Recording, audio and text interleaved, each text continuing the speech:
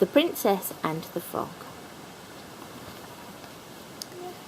Once upon a time there lived a king who had 7 beautiful daughters, but of all of his daughters the youngest was the most beautiful. This princess had one favourite among all her toys. It was a golden ball. She spent many hours throwing it up in the air and catching it. Near the king's castle was a huge, dense forest. Under a big tree on the edge of the forest there was a deep, dark pool. On a hot day it was pleasant to rest under the cool shade of the tree by the pool. The princess often went there to play by herself. She used to run about on the grass near the pool, throwing up her golden ball and catching it. One day, however, when the princess threw up her ball, it did not fall into her outstretched hands. It fell onto the grass and bounced into the deep pool with a loud splash. Ooh, splash. The princess could not bear to think that she had really lost her beautiful golden ball. She began to cry, and the more she thought about the loss of her favourite toy, the louder she cried. As the princess wept, she heard a voice saying, "Why do you weep, young princess? What is wrong?" The princess looked up to see who was speaking to her. She could not see anybody nearby. There was only a frog sitting at the edge of the pool. So she said to the frog, "I'm crying because my beautiful golden ball has fallen in this deep pool." "Do not cry," said the frog. "I can help you get your ball. But what will you give me if I find it for you?" "I will give you anything you wish for," replied the princess. "You can have my clothes, or my jewels, or even my golden crown, if only you will find my golden ball." "I do not want your clothes, or your jewels, or even your golden crown," replied the frog. "I would like you to love me. I want you to let me be your friend and play with you. I want to sit beside you at the table, eat from your golden plate and drink from your golden cup. I want to sleep in your bed beside you." "If you will promise me those things," went on the frog, "I shall dive down into the deep pool and find your golden ball. Do you promise?" The princess thought that the frog was talking a lot of nonsense. Also, she wanted her golden ball very much. So she said, "Yes, I will promise all that you ask, if only you will find my golden ball for me." At these words, the frog dived into the pool. The frog soon came swimming up again with the golden ball in his mouth. He threw the ball onto the grass. The princess was so happy to see her favourite plaything once again. She picked it up and laughed with delight as she threw it into the air and caught it again and again. Then she turned her back on the frog in the pool and ran away through the forest towards her father's castle. Wait for me," croaked the poor frog. "I can't run as fast as you can." And he hopped along behind, trying to catch up with the princess. She did not turn around, but just kept on running. The next day, the young princess was sitting at dinner with the king, his courtiers, and the other princesses. As she ate from her little golden plate, the frog found his way into the great hall of the castle.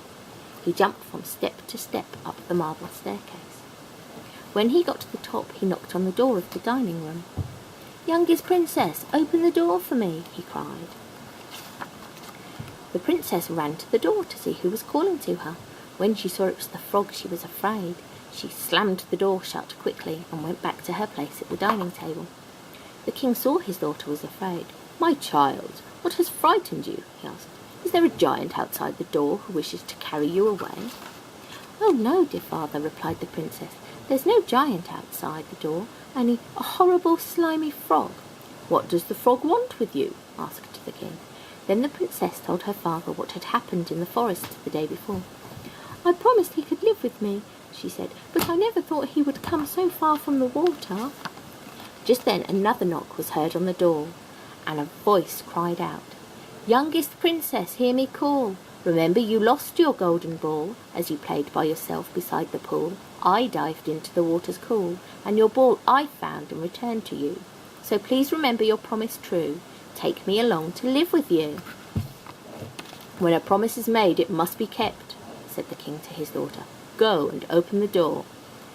The youngest princess went and opened the door. As she returned to her chair, the frog hopping behind her. When she sat down, the frog said, "Put me on the table beside you, please." The princess hesitated, but the king told her to do as the frog asked. When the frog was on the table, he said to the princess, "Please push your little golden plate nearer to me, then we can eat together from the same plate." The princess did so, but very unwillingly. She barely touched the food, and each mouthful seemed to choke her. The frog, however, enjoyed every bite he ate. When he had finished eating, the frog turned to the princess and said, "Now I am tired. Please take me to your room, and we will lie on your little silken bed and go to sleep." At that, the youngest princess burst into tears. She did not like to touch the cold little frog, and she could not bear to think of him beside her in her own bed. Then the king grew angry and spoke sternly to his daughter. "If someone helps you when you are in trouble," he said, "you cannot afterwards turn your back on him. Take the frog with you to your room." So the princess had to pick up the frog and take him to her room. She put him in a corner of the room as far as possible from the bed. Then she got into her silken bed and turned her back on him. Once more the frog spoke up. "I am too tired," he said. "I want to sleep beside you on your silken sheets. Please lift me up." Again the princess began to weep. "If you do not lift me into your bed," went on the frog, "I shall have to tell the king, your father." The princess knew she had no choice, for her father would insist that she kept her promise.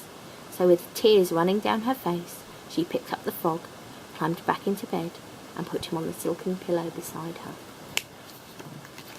No sooner had she done so than the frog turned into a handsome prince. Not only was he handsome, but he had a kind face, and he smiled gently at the startled princess. Then he told her how he had been bewitched by a wicked spell and turned into a frog. The spell could only be broken if a beautiful princess would take this frog as her companion and live with him. The prince told the princess how he had often watched her playing with her golden ball in the forest, and how he had fallen in love with her. "Dear princess, will you now marry me?" he asked. The princess looked into his kind face and agreed to do as he asked. Then, hand in hand, they went to tell the king what had happened. The next day they set off in a carriage driven by 6 white horses. They travelled to the kingdom of the prince's father. When they arrived, there was great rejoicing at the return of the prince, who had not been seen for many years. Some time later, the prince and the princess were married, and they lived happily ever after. The golden ball was kept in their palace, inside a special glass case, resting on a purple cushion. The end. Awesome story. A history of the Princess and the Frog. The story of the Princess and the Frog has inspired books, poetry and films, including the hugely popular Hollywood blockbuster Shrek 2 and Walt Disney's 2009 animated film The Princess and the Frog. While the idea of a frog turning into a prince can be traced back to the Middle Ages, the most well-known version of this fairy tale was included in Children's and Household Tales, a selection of stories collected by the Brothers Grimm in 1812.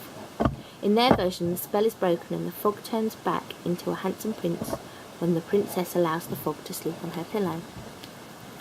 The Princess and the Frog, as told by the Brothers Grimm, teaches children to take responsibility for their actions and the importance of keeping promises. Ladybird's 1973 telling of this by Vera Southgate is a classic of its time and helps bring the story to a new generation of children.